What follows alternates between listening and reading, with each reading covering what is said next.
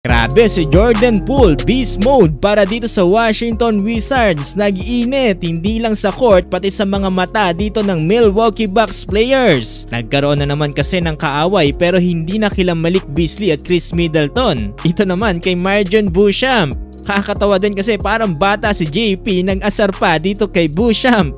Eto na, laban na dito sa in-season tournament Washington Wizards kontra dito sa Milwaukee Bucks. Wala pa ding panalo dito ang Wizards sa East Group B na kung saan sila ang kulelat. Meron sila ditong 0 out of 3 win-loss record, samantalang kabaliktaran naman yan para dito sa Milwaukee Bucks dahil wala pa rin itong talo. So dito na tayo, home court advantage para dito sa Bucks. Starting 5 nila ay sila Giannis, Middleton, Lopez, Damian Lillard at si Malik Beasley. Samantalang dito naman sa Washington Wizards ay sila Kuzma, Avdija, Gafford, Jones at si Jordan Poole. Well, opening quarter, 1-3 kaagad ang pinakawala dito ni Kyle Kuzma para dito sa Washington Wizards na sinundan dito ng floater ni Jones. Ito maaga rin nagparamdam ang pinaka-controversial na player ngayon dito sa Washington Wizards na si Jordan Poole. And one play pa dito sa mas malaking player na si Brook Lopez. Well, hindi naman kaagad problema yan dahil nasasagot yan dito ng Milwaukee Bucks mula dito kay Chris Middleton at sa tres dito ni Malik Beasley. Sabayan pa yan dito ng opensa ni Giannis Antetokounmpo. Ito under 8-minute mark nagawang lumamang dito ng Washington Wizards mula dito sa duo na sila Kyle Kuzma at Jordan Poole. Back-to-back 3 para sa kanilang dalawa. Eto, bago matapos ang first quarter, mainit pa. Jordan Poole napaaway na naman dito sa isa sa mga players ng Milwaukee Bucks. Pagkakataon na to dito naman kay MarJon Beauchamp. Kakatawa itong si Jordan Poole parang nang aasar pa dito kay Beauchamp.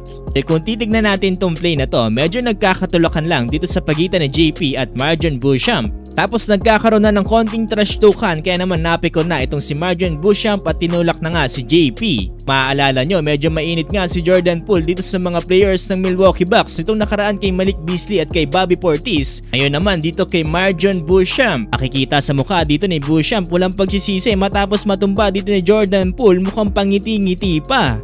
Pinatapos naman ng first quarter lamang ng isang Washington Wizards 35-34. Eto, pagpasok ng second quarter, takeover mode dito si Giannis Antetokounmpo para dito sa Milwaukee Bucks. Pumamada kaagad to ng 4 points, isa pa dyan ay isang alley-oop dunk mula sa assist dito ni Chris Middleton. Samantalang todo kayod naman dito sila Landry Shamet at Corey Kispert para dito sa Washington Wizards. Mangna ng 6 ang Wizards under 8-minute mark. Pero bawi din kaagad dyan ang Milwaukee Bucks mula dito sa tres si Chris Middleton at layup ni Brook Lopez. Ganda din yung team effort na pinapakita dito ng Wizards at halos sagutan lang sila dito ng Milwaukee Bucks. Natapos ang first half 61-60 lamang lang ng isa dito ang Wizards. Meron ng 10 points para kay Kyle Kuzma samantalang 8 points naman para kay Jordan Poole, 15 points naman para kay Giannis samantalang Damian Lillard 12 points. Dito sa opening ng third quarter, kumakanagal from beyond the arc dito si Brook Lopez para dito sa Milwaukee Bucks. Mantalang ito, grabe din yung hustle na pinapakita dito ni Jordan Poole para dito sa Washington Wizards. Managad ng 4 points dito si JP matapos ang kanyang pull-up jumper at isang layup.